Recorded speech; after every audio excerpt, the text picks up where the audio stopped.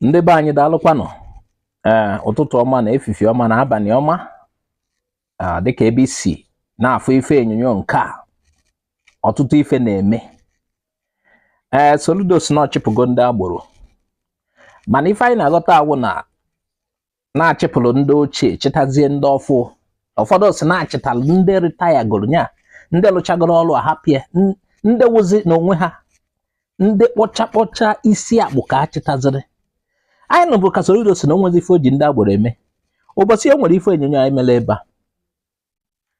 wee na-egosi ebe ndị trọk, ndị ịma a na-ana ndị trọk ego, a na-ana tax. Ụfọdụ na-ekwufu ya n'olulu ofu issue of load ma kọntena na orusha 30,000 na Anambra. A na-ana ndị trọk ego. Ndị trọk wee na-akọwa na ndị agboro achụbụla achụ ka achụchiatalụ, ewochiatala ha nwa ka ejizi anaka ego. Eche na Soludos na ya na ndị agboro ya alụkọ. Ndị akpọrọ revenue tout. Ndị a wee na-akọwa na ụfọdụ ndị a na-enyocha etu ha si edewe ife. Enwekwara ike ịgba ama ma ọ zuo ha ohi. Mana nke m chọrọ ikwute awụ gbasalụ ife na-eme n'ime Onitsha kịta. O nwere onye email voice note wee zite. Ọ ya dị mkpa ka m kpọọ ya maka ị na-abanye maka ndị na-anata ụlọ Krismas nke awụ oke ọkwa ka a na-ama. Ọ na-ezie na o nwere ife mee na ihe eji nata. Okay. Na gbado n'anya maka nsogbu dị n'obodo. Nsogbu dị. Ụdị ife na-eme kịta. Ebele emegwolu m ndị mmadụ. Eji m ohere a na-agwa gọọmenti Soludo nyobanye n'anya n'ife a, nsogbu na-adị. Ọ dị ka ọ kakwazi nkụ karịzie mgbe Obianọ ha nọ. Ọ dịkwagazie ka na-aka bụbụ ife etu ọ dị. Anambra, especially Onitsha dị egwu. Achọ nke unu gee ife a. Gọọmenti malụ na efu na ya eme ife a gọọmenti. Ọnya ka unu ji ewuru gọọmenti. Amakwazi nọ n'aka unu ka a esi nwe mmesasị ebe o kwesịrị ewu n'aka unu ka a esi nwe ndozi. Gọọmenti Anambra nyobanye n'anya n'ife a. Ụbọchị a ka m na-arịtu n'ọpa iwe ka abata m na-achọkwa ịpụ Onitsha. Amaghị aka na akpa m were foonu m. Mana ka onye ahụ na-amaghị aka n'ịkwa ka m si efe ozugbo pụrụkwa foonu m. Mana etu o si wee dị kịta, ụdị nnachi egwu ụnụ kịta a na-eme n'ike. A na-emezi ya n'ike, anyị analụghị ya n'ike. Chie ya aka mgba. Ọ ya afọdụ ha ka akụwuo ha akụwuo. Geenụ ntị n'ife a. Onye ọbụla gbado anya malụ ka ị esi hazie ọnọdụ gị na ị na-abata Anambra. Obodo adịghọ mma, obodo adịghọ mma. Ụfọdụ a na-akpọ ndị ugwu afa. Anyị ma nke ndị ugwu na-eme. Ndị si esi ndị na-achị efe anyị ma nke ha na-eme. Malụ ụdị nke ndị be anyị na-eme mgbagezienụ ka unu nụlụ. Apasino na anya fụ m ịwa nya n'ọpa iwe nwanne nya n'abalị. Na ya na-eme bụzi open life nya show. Ifu ka esi ezu ori ikolo akpa na-alịtu na moto gaa egbube gị mma. Ịtụpụzi akpa ya gbaba ọsọ ebulu akpa ya na-anali. Wee wọrọ ma gbukata ụmụ mmadụ n'anya m nya agbata m ọsọ ka abụọ dị na ito n'otu. Ito n'otu elu ọdịnihu ihe na-eme n'ọpa iwe ka guys elu ihe dị ka 10, 15 ọ bụla ji isie mma ma ndị ji egbe. Ịmatuo na moto koluzie na-achọ ka ị krọs ma ọ bụ ka ị chọọ moto ọzọ ma keke ị ga-aba gaa ya ga-adọ gị ma keke ma gị nwa ma akpa gị ma mma a ga-egbukata gị. Gaa ụmụnne anyị na-abata in fact onye jide ego ya nọrọ ebe ọ nọ gbaa Krismas efe adịla ọga afọ ụmụ nke a kwete. Nke a bụ dị ihe federal gọọmenti n'idi ma ọ Soludo n'idi ime ejosi were ndị amị je kponyelu ndị ọpa iwe ka njosi onye megharị asị gbaa ya live ka m na-agwa gị. Ọkụ ya bụ na agba Disemba ihe guys na-emezi karị guys arụ mma ka ị na-egbu wee bulu akpa wee na-alụ foonu. Na awụ m gota dị n'ọpa iwe ka dị na-eti ọpa iwe ka mmadụ mgbe m ji wee wụfu ya mana akwado m ọfụma. Ozugbo faji mma na-ala ọchị ebe nọ na nna nzụ ọkpa n'ọnụ gota wee fly anyị maka gota aha.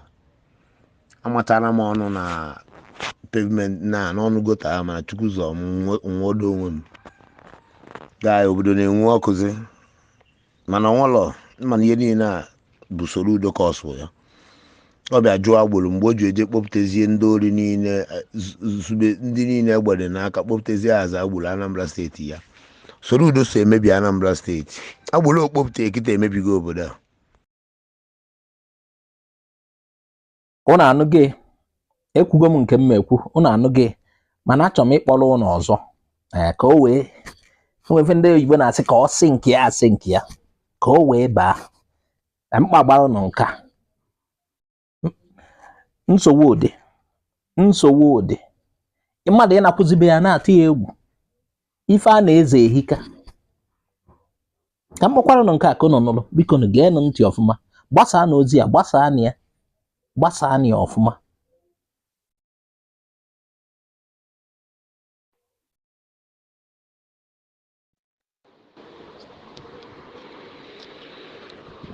ụmụnne m ekene m unu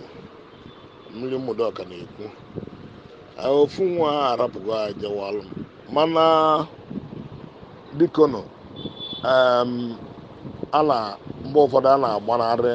ọnwụnwa maka na asị na onye ife ọbụbe na-emebi ya na-agba ọsọ ọgbụgba ka ya gbarapụ ụmụnne m ndị nọ na forum a ma ndị ọzọkwa onye fụ ka Anambra si nọdụ kịta biko onye kwuo ya nọ nwe ebe ọ nọ gba krismas ahụ agwụ mbọsị ife na-eme megharịala ọfụma ịgba krismas mana etu ụbọchị dị kịta target ife niile na-akpọtụ n'ala Igbo na-abụ ndị nọ Lagos ndị nọ obodo oyibo ndị nọ ebe taa aka etu onye kwuru okwu kwuru si na onye nke kwuru si na maternity light ife ahụ ife na-emebe anyị kịta na Mụdọka anyị na-afọ igwe ọ na-akpọtụ so onye okwe biko na ụmụnne m agha abatagwo ala Igbo agha abatagwo Ọka Awụsa abatagwo Ọka Awụsa elukwugo afọ igwe ebe nna m na ịbatazia esu anyị ebuli for ndị 200 ebumzie na ndị 50 million onye ọya ekwe nyarapụ nọ n'ụlọ aha agwụ ụlọ ikpeazụ nje eyi nika kpụrụ m okpu ata baa night pụtara mara atụmaka na-asị m abata mgbe rukwuo ọfịa dị arụ na hotel n'Ọka jelarụ ruo St. Susan na so ụlọ ekwekere na ahịa adagwo ego adịrọ onwezi ezigbo mmadụ nọ na Anambra ma ụmụnna ya ma ụmụnne ya onwere onye trọst na kịta as far as Nigeria dị concern fara ala Igbo dị concern onwere onye trọst mana gị nwe ya trọst onwe klọb nwasị gbadebe egwere kịta were nwayọ makwa ije mmadụ jere na olili mmadụ jedere eje dakelu ndị ilo anyị na-ajụ ya ọ bụrụ na mmadụ anyị anazi ụlọ mana onye ya eje ụlọ biko nụ ya na-eku ụzọ si dị mara ka o esi bata onwe mmemme ihe eme eji na-akpọkọwa mmadụ maka na anọkwanụ na Lagos a jee mee saịdị ebe Agrik ebe mbi n'ime saịdị ebe ọjọ ọwụ na Yongsha gro etu anya na Eguera ka nwa nwoke ji agba nkwụ nwaanyị na ebe a na-akpa Agrik na saịdị Ojo Road saịdị ma akpa ya saịdị Volks ife a na-eme n'ime ọnwa agwụ o wee jee gbaa nwa nwoke jee gbaa nkwụ nwa ebe a ejekwuru na-asị kedu ife o ji mee ya sị na ọhụrụ nọ maka yọngụ nọọ ndị ya abịakwanụ na bịa na yọngụ na-agba nkwụ eseba bụrụ fana nneni ma n'obodo ejede gba nkwụ a faya anakwa ndị bata abịaghị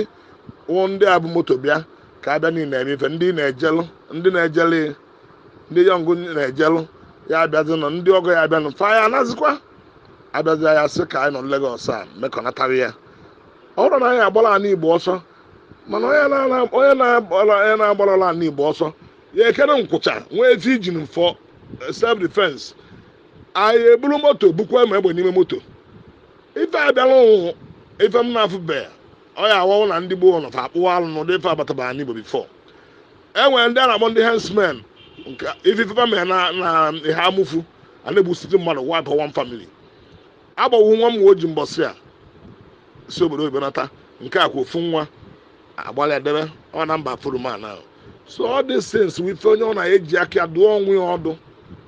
eji aka ịgbakọ ọnụ Christmas a ọnụ ọsọ ndị be ya eje feje ọnụ ya atụ na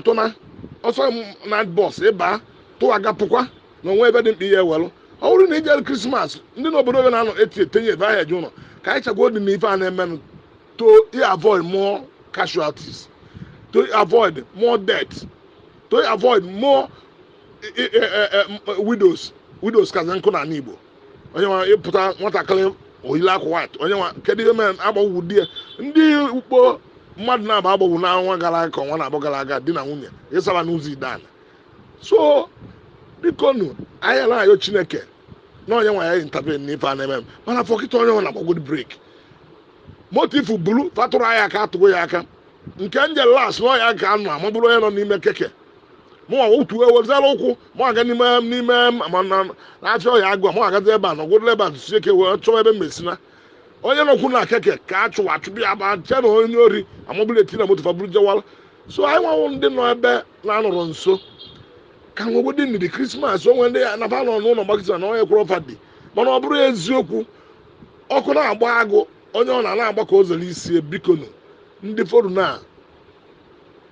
because onye nwụrụ na-apụta ọkwa onye dị ndụ na-agba Krismas bụ anụ ihe onye dị ndụ na-agba Krismas bụ anụ ihe mgbọsọ na mmadụ kpatara nwe ka o si dịrị ya ọgba Krismas ọma mgbọsọ na udo dịrị na ebe niile onye na-agba Krismas ibu obere moto onwezi nke ibutekwuzi moto Lagos nwakwuzi nwekwu ka o si dị onye na-eje kama gbaa moto ọgba ọwọzi nke East kịta alụ second bridge a na-aflies na fanwe si na old bridge si na new bridge ebe a jewa bụrụ onye nwa jewa a na-elekwuzi ma paasị mmadụ ele. So ndị be na-ekwu bikonu ndị be ofu nwa na n'obi asụfafa dibe mana ọ ka wute m because akwamozu mmiri a I saw him there, he was there. So ndị be na-ekwu bikonu ndị na-akara akwado na-ana fabiko onye nyo nyama anọ ya chinatagodi ka ama anọ nwee security salute anyị nwere gọvanọ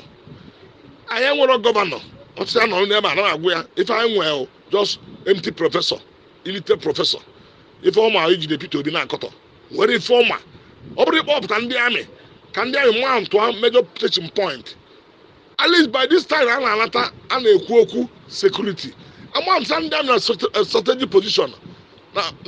mmadụ ndị mmụ Igbo anatara onye na-ata obu agamoto baa n'ụlọ onwe efe dịrị m ihe eje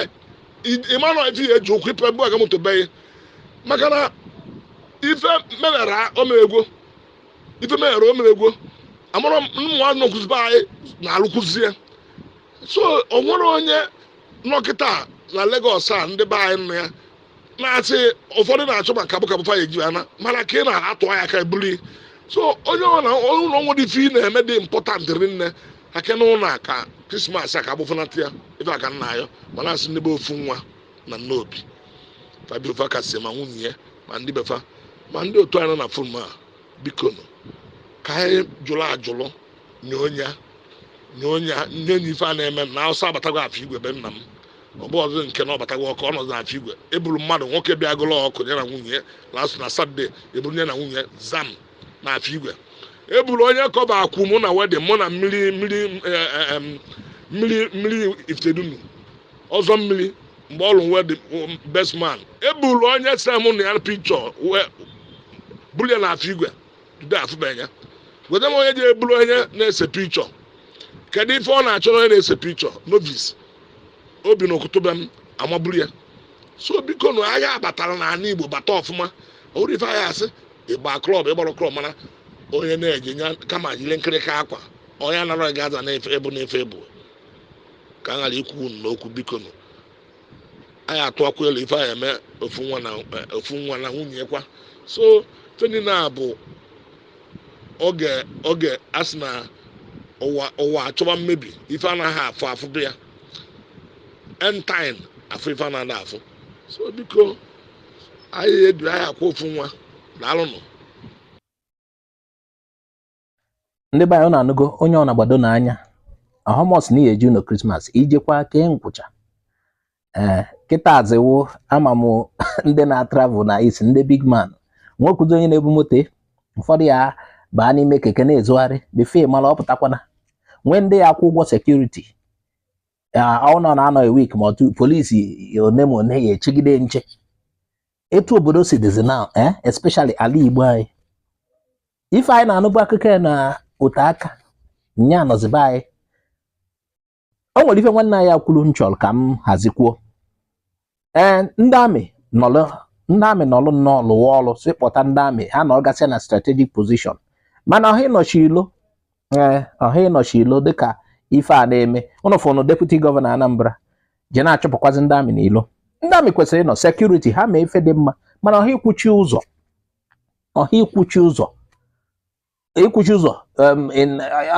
ife adịzi ka occupation anyị chọkwara ndị amị ha lụkwa ọrụ ọfụma ha alụ na ụdị ife anyị na-anụgasị eyirikwa akwa onye amị maọbụ na eyighị akwa onye amị eyiri akwa onye amị jekwazie ndị nwanne ichere ya echekwa gị echekwa ọ bụrụkwazie ha abịalụ imekpa gị ahụ ị na-aghọta anyị chọkwara ndị amị mana ọhụ ịkpọchisi ụzọ anyị ma ọ bụ ụdị anyị na-anụgasị ndị amị ya nọ na strategic position anyị adịghị against that security dị important Soludo ị na-ekwu anya gọvanọ Anambra ịfụ na ọ dịka ndị mmadụ na-eluzu hope n'ebe ị nọ ihe emegharịkwa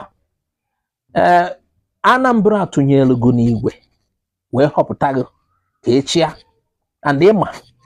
na victory gị nke a na-akpọ oyibo na-akpọ landslide victory disappoint kwa na anyị security dị important mara ife imerie Southeast niile na-agba gharịgharị mana Anambra mahọm ife mma akpa ekịta akwazi anyị na-anụbụ ya n'Imo anakọta Anambra then n'ime Anambra ha Onitsha area niile ma azia odos ọha ife anyị akọcha ife anya fụrụ onye ọ na-agbado n'anya anyị makwu n'ọgwụgwụ oge ka anọ mana onwe ka ihe esi gbanahụ ife ọjọọ gbanahụ ya okwuo na Bible anyị ha sị those in Jerusalem ije na Matthew 24 sị those in the mountain should not come down flee gbawa ọsọ maka ndụ gị ofu ndụ ka enwelu etu o si wee dị ngwa na ebe a ka mma hapụ na ya if you have not subscribed please subscribe na ọ na-subscribe or share video a o nwere ndị ọya azụpụta gọọmenti nwekwara ike ịnụ ya mee ife ha kwesịrị ime daalụkwanụ